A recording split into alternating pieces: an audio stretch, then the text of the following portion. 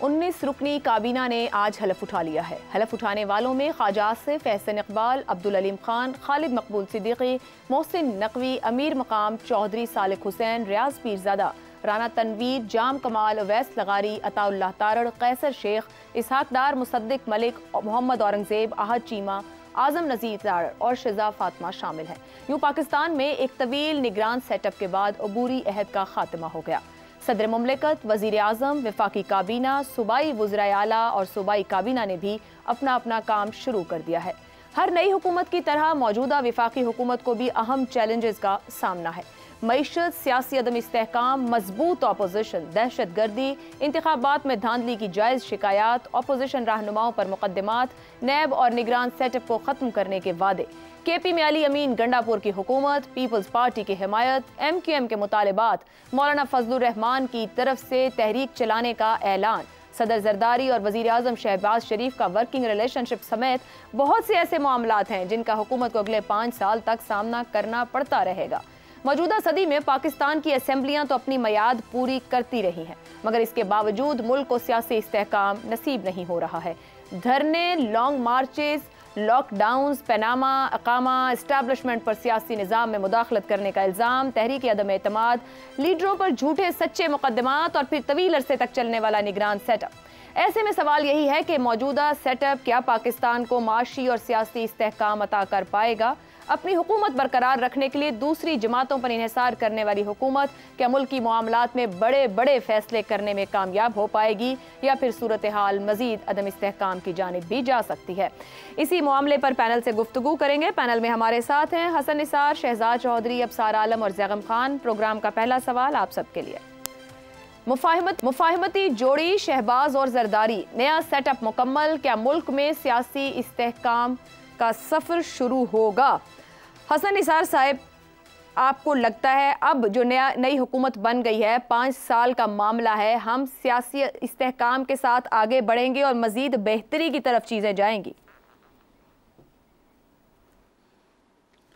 पहली बात तो ये है कि नए सेटअप में नया क्या है, और दूसरा ये है कि वाकई सेटअप मुकम्मल हो चुका है और ये कोई जुगाड़ या अरेंजमेंट नहीं है, वाकई एक सेटअप है। सही।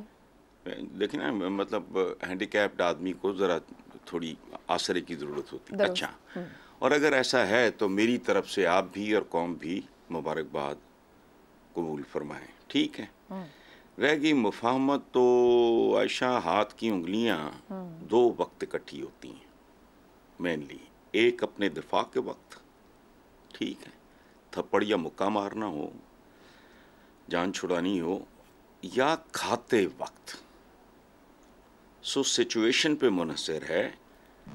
बाकी रह गया आपका इस्तेहकाम और इस्तेहकाम की ख्वाहिश आपकी नेक है, लेकिन ख्वाहिशें पालना जो है ना, ये आसान है, मुर्गी पालना मुश्किल है। मुर्गियाँ बकरियाँ पालना मुश्किल काम है, इसलिए इस्तेहकाम के बारे में तो मैं कोई ज़मानत नहीं दे सकता। और 5 साल का भी आपने विर्द किया है, उसके बारे में भी मुझे शकूक हैं। चलें, आपके शकूक को वहीं छोड़ते हुए सवाल तो मैंने ज़ाहिर बात करना है, आपने मेरे सामने 2 सवाल रखे, मैं उन्हीं का जवाब आपसे चाहती हूँ। आपको नए सेटअप में नया क्या लगा है, और आपके ख्याल में केपेबल है ये नया सेटअप नई काबीना डिलीवर करने के लिए? नहीं, कैपेबिलिटी जो है ना, ये बड़ी रिलेटिव टर्म है। अच्छा। मैं 10 kg 20 kg उठा सकता हूँ, अबसार साहब 1 मन उठा सकते हैं, आप 5 मन उठा सकती होंगी। ये इस जोगे नहीं है, ये सवाल पूछने नहीं चाहिए। ये कोई नए लोग हैं, बार बार आजमाए हुए लोग हैं। करो, मोमिन तो कहते हैं एक सुराख से दोबारा नहीं डसा जाता। ये तो पता नहीं, इनकी तो मुझे बारियां और गिनतियाँ ही भूल गई हैं। They will not be able to deliver. Finished. और इसके हार्ड फैक्ट्स हैं, ये हवाई बयान नहीं है, तफसील लंबी हो जाएगी। So, आपको डिलीवर करने की सलाहियत पर भी आपका जवाब ही है? बिल्कुल 100%। ये 15% भी डिलीवर कर दें तो मुझे हैरत होगी। जी, ठीक है जी। अब सर साहब, जमीयत उलमा इस्लाम की जानिब से मुशावरत के बाद एक तो एहतजाजी तहरीक का ऐलान कर दिया गया, वह बलोचिस्तान सिंध KPK में से जलसे करेंगे और आगाज़ सिंध से करने जा रहे हैं। अभी मुफाहमत की भी बात हुई है। अभी तक तो मौलाना साहब जो कुछ जरदारी साहब और शहबाज शरीफ ने एफर्ट की है वो उनकी बात नहीं समझ सके ना अपनी समझा सके हैं। अब आपके ख्याल में ये जो सदर वजीर आजम साहब हैं, ये मौलाना साहब को जल्दी मुफाहमत की तरफ ले आएंगे या फिर प्रेसिडेंट जरदारी का कोई अहम रोल हो सकता है इमरान खान साहब से मुफाहमत को लेकर?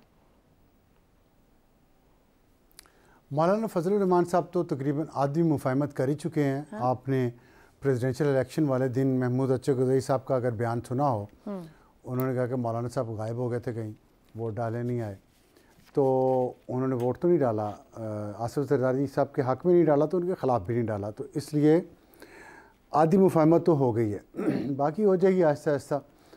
उस पर वो क्या कहते हैं कि उम्मीद का दर खुला रहना चाहिए। और जहाँ तक इमरान खान साहब की बात है, ये एक बात हो रही है कि इमरान खान साहब से मुफाहमत आसिफ अली जरदारी साहब के ज़रिए की जाएगी या करवाई जाएगी, तो वो भी हो जाए तो कोई उसमें बुराई तो नहीं है। अगर सियासी क़ुव्वतें इकट्ठी हो जाएं, देखिए पॉजिटिव साइड, अगर आपने ये ऐसी सिचुएशन है जिसमें आप पॉजिटिव भी सोच सकते हैं, नेगेटिव भी सोच सकते हैं। पॉजिटिव अगर आप सोचें तो हो सकता है तमाम सियासी जमातों में मिनिमम कॉमन एजेंडा पे मुफाहमत हो जाए और वो अब जो इंतखाबी अमल है, जो सियासी अमल है, उसको बेहतर करने के लिए कोई और लेजिस्लेशन कर लें कंसेंसस के साथ, और फिर एक इत्तेफाक कर लें कि अगले इंतखाबात कब होने हैं। ये है पॉजिटिव। इस दौरान मार्केट में इस्तेहकाम रहेगा, मईशत को इस्तेहकाम मिलेगा और थोड़ी सी मईशत का पहिया चल पड़ेगा, जो सबके फ़ायदे में है। नेगेटिव साइड इसकी ये है कि इसमें भी हर कोई अपनी अपनी अगर गेम खेल रहा हो, जो कि मुझे डर लगता है कि खेलते हैं और खेली जाएगी, उसमें फिर मैं नहीं समझता कि कोई बेहतरी है। उसमें अगर मुफाहमत किसी के साथ होगी भी तो किसी के ख़िलाफ़ होगी, कि वो पाकिस्तान के हक़ में नहीं होगी। और मुझे यहाँ ये याद आ रहा है कि शहजाद चौधरी साहब मुसलसल कहते रहे इंतखाबात से पहले, मुझे ज़ाहिर है उस पर बहुत ज़्यादा खुशी भी नहीं होती थी, वो कहते रहे कि हाइब्रिड निज़ाम चलेगा अभी। तो मुझे तो यही लग रहा है, अभी मुझे खुशी नहीं है इस बात की, मुझे यही लग रहा है कि हाइब्रिड निज़ाम चलना है और चलाया जा रहा है। और उसके बेहतरीन जो पुराने इंजन के अच्छे ड्राइवर पाकिस्तान में तो बहुत हैं। रेलवे के इंजन देख लें कितने पुराने हैं, लेकिन ड्राइवर अच्छे मिल जाते हैं, तो वो गाड़ी को। अब सर साहब आपसे फिर सवाल है, आप कह रहे हैं कि निज़ाम तो कोई भी चले, यहाँ तो जमहूरियत को भी बहुत बातें हैं, फिर जमहूरियत की असल एसेंस भी नज़र नहीं आती है। ये निज़ाम जो चलाने की कोशिश की जा रही है, जिस सूरत में बना के चलाया जा रहा है, ये हमें आपको डिलीवर करता नज़र आता है? हमें सियासी इस्तेहकाम का सफ़र शुरू होगा इसके साथ? देखिए, जो माजी की अगर आप बात करें तो नहीं डिलीवर किया इस निज़ाम ने। इस निज़ाम ने तबाही की है।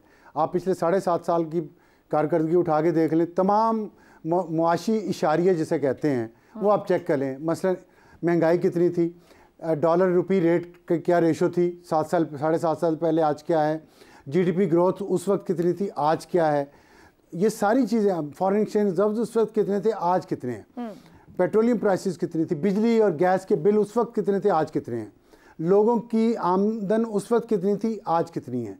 तो आपको अंदाज़ा होगा कि हम नीचे गए हैं। तो खुशहाल कौन हुआ है? हाइब्रिड वाले हुए होंगे, तो आई डोंट नो, मुझे ज़ाती तौर पे कोई ऐसा। आपने कहा ना कि अच्छे ड्राइवर हैं, तो फिर इसका मतलब है ड्राइवर तो अच्छे नहीं है, अगर फिर वही पुराने ड्राइवर ही हैं हमारे पास। नहीं, ड्राइवर कैसे डिलीवर करें? पुराना इंजन है ये हाइब्रिड निज़ाम, उसके नए ड्राइवर लाए गए हैं आसिफ अली जरदारी साहब और शहबाज शरीफ साहब के। वो वज़ीर आज़म शहबाज शरीफ नहीं थे अभी कुछ चंद महीने पहले भी कि जरदारी साहब एक कोई पॉजिटिविटी ऐड करने जा रहे हैं इसमें? नहीं, उसमें फ़र्क था। उसमें आरिफ अलवी वज़ीर आज़म थे और उनकी वजह से काफ़ी वो दो अलग अलग समतों में इंजन को ले जाना चाह रहे थे। आसिफ अली जरदारी और शहबाज शरीफ दोनों में ये समझ ले रेस होगी कि कौन पहले पहुंच के सलाम करता है, कौन पहले स्टेशन चीज़ें ठीक करता है। तो इसका मतलब है कि मुफाहमत का स्टेशन मास्टर को। अच्छा, ठीक है।